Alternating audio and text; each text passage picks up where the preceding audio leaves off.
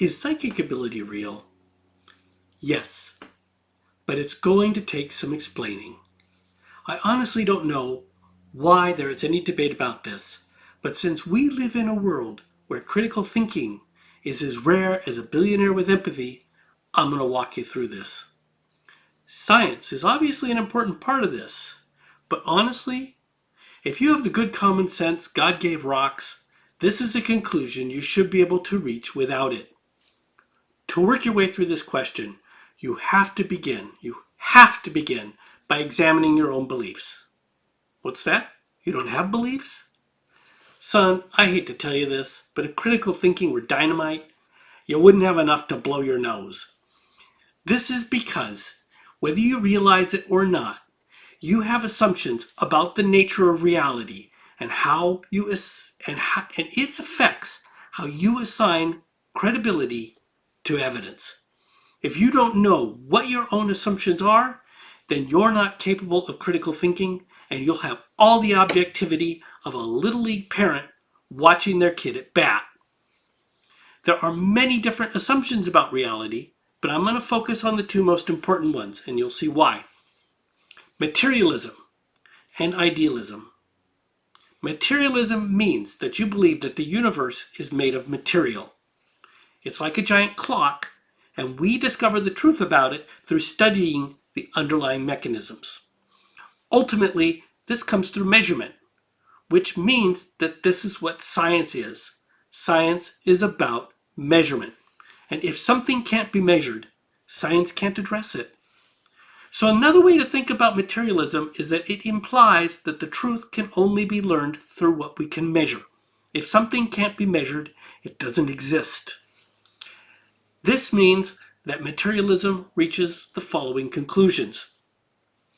The mind is created by the brain, and our ability to think is solely because of physical processes. The mind itself is just an electrochemical process created through evolution. Ideas, then, are not real, and this means that the universe has no meaning. Ideas are not fundamental to reality, and souls are imaginary, like funny clowns. And by extension, this means that psychic ability, which only occurs in the mind, would have to adhere to the same physical processes, which it doesn't. So, under materialism, it's not real. This is the underlying belief of most people who don't believe that psychic ability exists. It seems impossible to them, and this is because of their underlying assumptions about the nature of reality. As a result, they tend to assign low credibility to evidence that supports psychic ability and high credibility to evidence against it. Because they typically also don't believe in a God either, these people are typically referred to as materialist atheists. That's one philosophical approach to reality. The other one is idealism, which means that you believe that the universe is made of ideas. It's not like a giant clock, but rather like a giant thought. The assumption about reality is that consciousness is fundamental to it, and the material world is not. Because the mind is fundamental, there is more to reality than just measurement and the study of the physical world. We can gain knowledge through a variety of other experiences. Everything is meaningful in some way. An oversimplified way to think of these two philosophical approaches is that with materialism, the body is real and the mind is illusory, and with idealism, the body is illusory and the mind is real. Under idealism, psychic ability is not only possible, but is an expected outcome of a conscious universe. People who embrace idealism tend to assign high credibility to evidence that supports psychic ability, since it is something ordinary and therefore not worth challenging, and they tend to assign low or no credibility to evidence against its existence. I hope you can see why these two philosophical assumptions are important to discuss. They are complete opposites, but both are consistent with what we experience every day. Either one works under most situations because it just depends on what you focus on. The thing about materialism, though, is that it falls apart at the boundaries of consciousness and the material.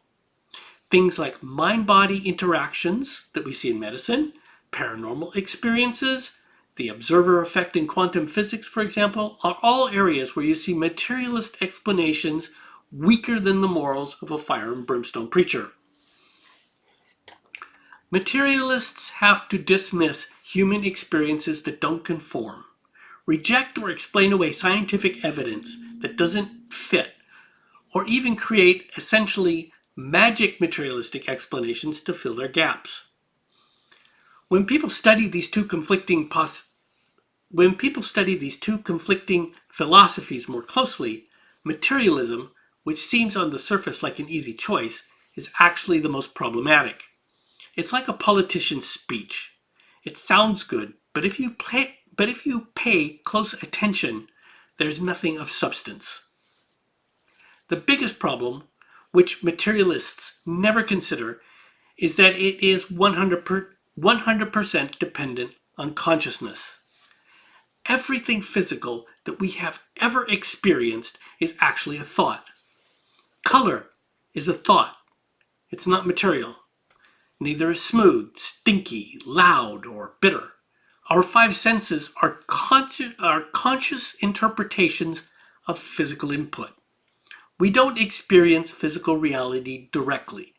What we experience is thoughts that interpret our physical reality. We live in a mock-up that we're creating. This can be tough to conceptualize, but it doesn't make it any less true. And I'm merely repeating observations that various intellectuals and scientists, both in the present and throughout history, have made. We can only know the physical through consciousness. Nothing outside of consciousness can examine consciousness. And this is where the famous saying by Descartes comes in, I think, therefore I am. Since you can only prove that the material exists if you are conscious, this leads to the conclusion that consciousness, not the material world, is fundamental to our reality. Not everybody agrees with this point of view, but in the world of philosophy and science, and oh, by the way, science is a branch of philosophy, this whole consciousness versus materialism debate is very much alive. And while the answer is obvious to any philosopher with the intelligence of a petunia, it's still up for debate among the many scientists who scoffed at and then slept through the liberal arts classes that would have helped them understand this. There are a couple of takeaways here. The first is that materialism is an assumption. I can't say that enough. It's like if the check engine light comes on and you assume it's not serious. It's not a truth. The second thing to consider is that consciousness itself is immaterial, and it itself is not measurable, and the physics that we currently have only apply to the material, measurable world. We have not integrated consciousness into physics. So anyone who says that psychic ability is impossible is assuming that materialism is true. That's not a fact. That's an opinion. It's like claiming that Aquaman can beat the Hulk. Sure, buddy. Whatever. No one has to agree with you. The next question we have to address is this. How likely is it that psychic ability exists? This is an important scientific question because it addresses how much proof we need before we're convinced of its existence. On the one hand, if we believe it to be impossible, only the most obvious and unassailable proof will do. On the other hand, if it seems like something normal, no additional proof is needed. There is certainly not universal agreement on this aspect of reality. It's fairly common, in fact, to encounter complete rejection from some and complete acceptance from others, kind of like veganism. Does the answer lie somewhere in the middle? No, don't be an idiot. Psychic ability either exists or it doesn't. So before we get to examining the science, here's what anyone can observe.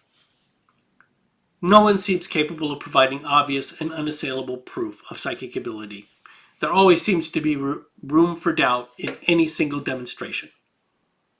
Nevertheless, most of the world seems to know what it is. We know this because methods of teaching psychic ability rarely vary by much. There are many different theories about why it works, but it's always described as an inner experience that's heightened by reducing exterior sensory input. Find a quiet place, free of distractions, and calm your mind. Nobody suggests anything differently. No one suggests, for example, banging two pots together and watching TikToks on your phone as a method of accessing psychic ability. And this is true around the world, and across every demographic and socioeconomic group and throughout history. Everybody's very consistent about how you do psychic stuff. There's only one class of drug used to enhance psychic ability, and that is psychedelics. This strongly suggests that there's something very specific about this ability. Now, despite the hurdles that psychic ability presents, the widespread consistency and acceptance of it point to something real.